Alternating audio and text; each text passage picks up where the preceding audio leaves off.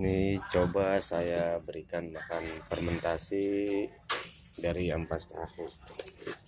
Ini sudah difermentasi ya.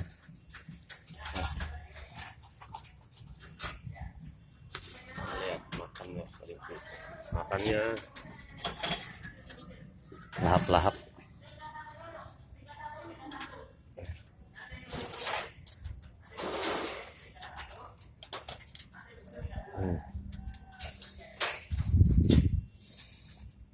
Mengurangi bau kandang amoniak.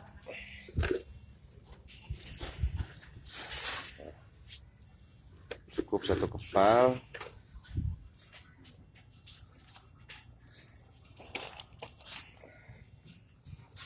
Nah, ya, makannya fermentasi ampas tahu. Tapi ini jangan dijadikan makanan pokok ya. Ini hanya pakan selingan. Nah, lihat nih.